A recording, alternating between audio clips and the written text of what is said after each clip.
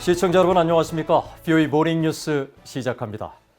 한국의 문재인 대통령은 다음 달 열릴 미한 정상회담에서 북핵 협상 재개 시 논의될 수 있는 의제를 구체적으로 제시해야 한다고 미국 민주당의 앤디 김 하원 의원이 밝혔습니다.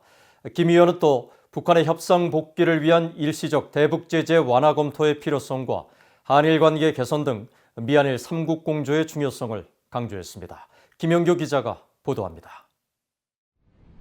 미국 민주당의 앤디 김 하원 의원은 26일 미국 조지 워싱턴대 한국학연구소가 주최한 미한 관계 관련 화상 대담에서 다음 달 하순으로 예정된 미한 정상회담을 통해 양국이 대북 협상 의제를 명확히 정해야 한다고 강조했습니다. 바이든 행정부가 새롭게 출범했고 지난 1년간 신종 코로나 바이러스 여파로 북한 정권의 상황도 변한 만큼 현 시점에서 미국의 의지가 무엇인지 한국을 참여시켜 의제 설정을 해야 한다는 겁니다. 김 의원은 그러면서 특히 문 대통령은 현재 구상하는 대북 정책이나 협상 재개 전략에 대해 구체적인 내용을 준비해 미국에 올 필요가 있다고 제언했습니다. And I'm hoping that he is able to come to the United States with a greater level of detail and clarity about what is still at the table.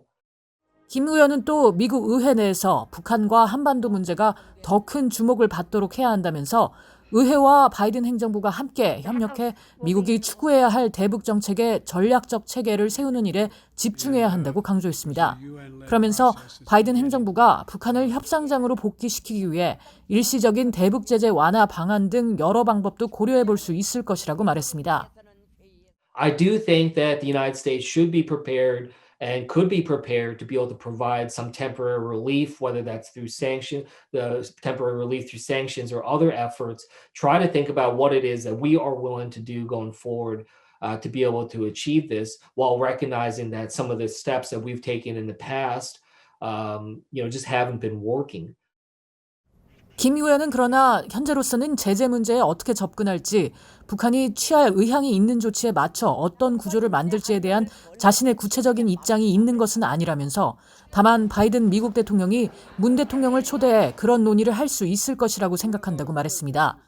김 의원은 이어 지난 몇 년간 한일 관계는 심각하게 악화됐다며 큰 우려를 나타냈습니다. Breakdown that we saw between ROK and Japan over the past few years. Really the worst that I've seen the relationship between those two countries during my lifetime. And that is enormously detrimental to our ability to make progress across the board on so many issues, including what we just talked about with North Korea. 김 의원은 그러면서 미국이 인도태평양 지역에서 목표를 달성하기 위해선 연합 구축이 필요하다면서 그 연합에는 한국과 일본이 전통적으로 기둥이 되어왔다고 강조했습니다. VOA 뉴스 김현교입니다. 미국의 인권 전문가들이 대북전단 금지법 시행 이후 처음으로 예고된 전단 살포 계획과 한국 정부의 대응을 주시하고 있습니다. 대북전단 문제는 전단 내용과 살포 방식 논란을 떠나 민주주의의 근본에 대한 도전이란 지적과 함께 바이든 대통령이 한국 정부의 대북 접근 수정을 설득해야 한다는 국제인권단체의 제안도 나왔습니다. 조상진 기자입니다. 국제인권감시단체인 휴먼라이츠워치의 존 시프턴 아시아 국장은 최근 국제적인 논란이 되고 있는 한국의 대북전단 금지법 시행과 관련해 한국인들의 활동을 통제하려는 한국 정부의 노력은 자국민의 인권을 침해하고 있다고 지적했습니다. 변호사 출신의 인권활동가인 시프턴 국장은 26일 VOA에 문제는 대북전단 살포가 아니라 한국 정부가 북한에 대한 인권 압박을 포기했다는 것이라면서 한국 정부는 이미 유엔에서 관련 활동을 포기했고 정상적 외교에 반응하지 않는 북한에 더 외교적인 접근을 하고 있다고 비판했습니다. The bigger concern is that the South Korean government seems to be more interested in making Kim Jong-un happy than in protecting the human rights of the North Korean people. The real issue is the South Korean government's larger position on North Korea, which is highly problematic. 앞서 박상학 자유북한 운동연합 대표는 25일부터 다음 달 1일 사이에 대북전단 50만 장과 1달러 지폐 5천 장, 소책자 등을 북한에 살포하겠다고 예고했고 한국통일부는 경찰과 협력해 대북전단 금지법의 취지에 맞게 대응하겠다는 입장을 밝혔습니다. 이에 대해 시프턴 국장은 문재인 정부가 북한에 대한 잘못된 접근법을 바꾸고 북한 인권 문제에 강력하게 대응할 수 있도록 바이든 행정부가 직접 나서줄 것을 촉구했습니다. We are asking President Biden and the United States to try to convince the Moon government to turn away from this approach and be tougher on North Korea and communicate that its human rights atrocities and crimes are unacceptable. 미국의 인권 전문가들도 대북전단 문제는 전단 내용과 살포 방식의 효용성을 떠나 민주주의 자체에 대한 문제라고 지적했습니다. 로버트 킹 전 국무부 북한 인권 특사는 대북전단 살포는 시민들이 민주주의를 행사하는 것이라며 표현의 자유는 무엇보다 중요한 사안이라고 강조했습니다. Democracy gives people the opportunity to express their views and to let other people know how they think about issues, and human rights is one of the most important issues to deal with. 미국 의회 대북전단 금지법 관련 청문회 증인으로 출석했던 동북아 전문가 고든창 변호사도 전단 살포는 북한에 긍정적인 변화를 가져올 수 있는 창구라면서 문재인 정부는 이를 금지해서는 안 되며 한국 국회가 대북전단 금지법을 폐지하기를 바란다고 말했습니다. 또 한국통일부는 대북전단 살포와 표현의 자유를 허용하고 전단 살포자 체포 등 북한 인권 관련 활동 탄압을 즉각 중단하라고 촉구했습니다. VOA 뉴스 조상진입니다.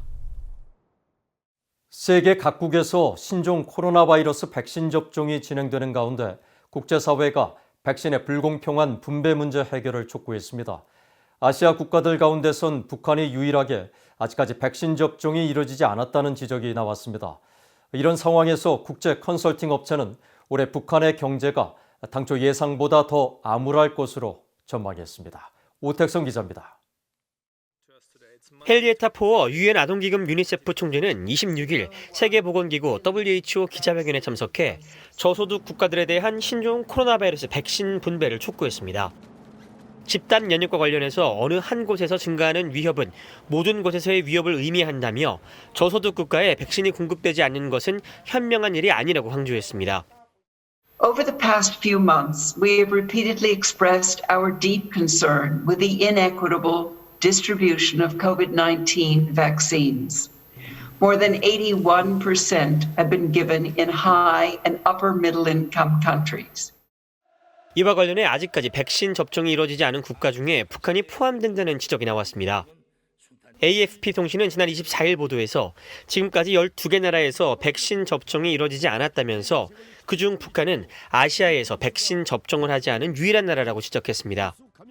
영국 옥스퍼드 대학이 운영하는 국제 통계 사이트 아워월드인 데이터는 전 세계에서 이뤄지고 있는 접종 현황 자료를 수집해 공개하고 있는데 여기서도 북한과 관련한 내용은 공란으로 처리됐습니다. 이런 가운데 국제 신용평가사 피치의 모회사인 피치그룹 산하 컨설팅 업체인 피치솔루션스는 최근 북한의 올해 경제 성장률 전망치를 추가로 하향 조정했습니다. 이 기관은 보고서를 통해 하향 조정의 주요 원인은 코로나 팬데믹이라며 당초 예상됐던 전망치인 북한의 올해 경제 성장률을 2.5%에서 0.5%로 낮춘다고 밝혔습니다.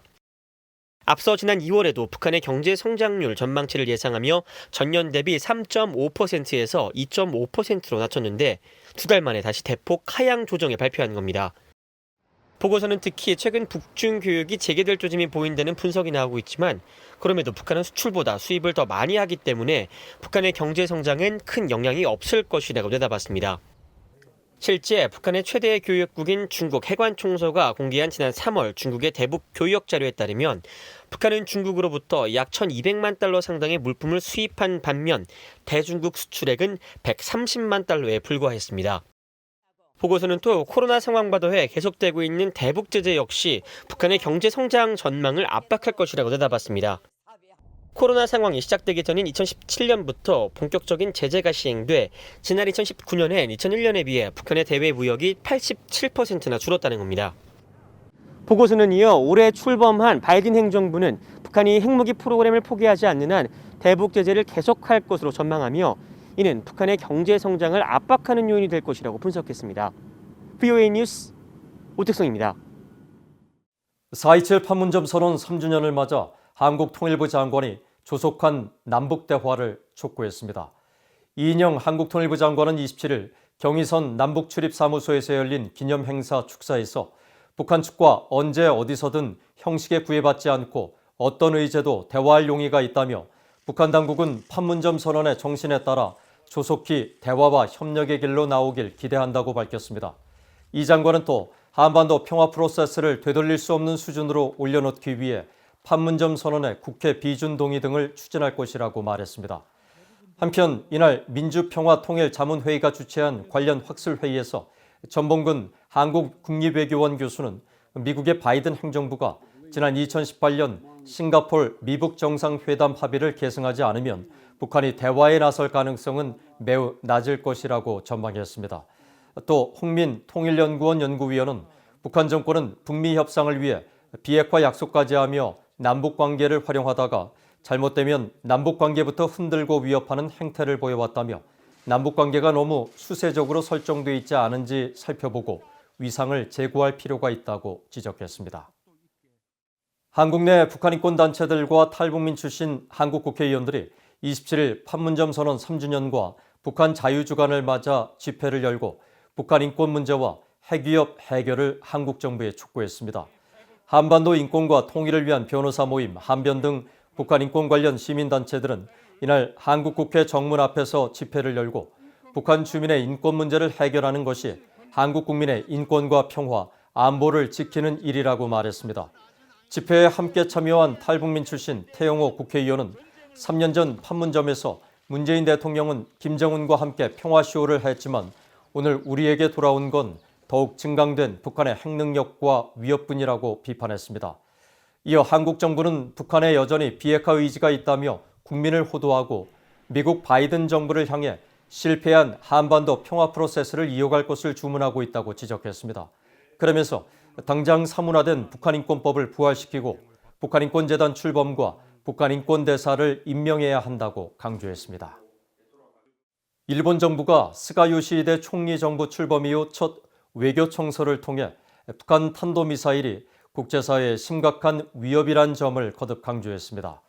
모테키 도시미츠 일본 외무상은 27일 스가 총리 주재로 열린 강요회의에서 국제정세 분석과 일본 외교활동 전반이 담긴 2021 외교청서를 보고하고 이같이 밝혔습니다. 일본 정부는 청서에서 북한 정권이 유엔 안보리 결의에 따른 대량 살상 무기와 모든 탄도미사일에 완전하고 검증 가능하며 돌이킬 수 없는 패기를 여전히 수행하지 않고 있으며 일본인 납북자 문제 해결이 일본 외교의 최우선 해결 과제란 점을 강조했습니다. 또 한국과 관련해선 북한에 대한 대응을 포함해 협력이 필요한 중요한 이웃나라란 표현이 지난해에 이어 유지되었습니다. 하지만 2015년 위안부 문제에 대한 이란 합의에 반하는 움직임이나 다케시마, 즉 독도에서의 군사훈련 등과 관련해 일본으로선 받아들일 수 없는 상황이 지속되고 있다고 기술했습니다. 이상으로 BOA 모닝뉴스를 마칩니다. 시청해주신 여러분 고맙습니다.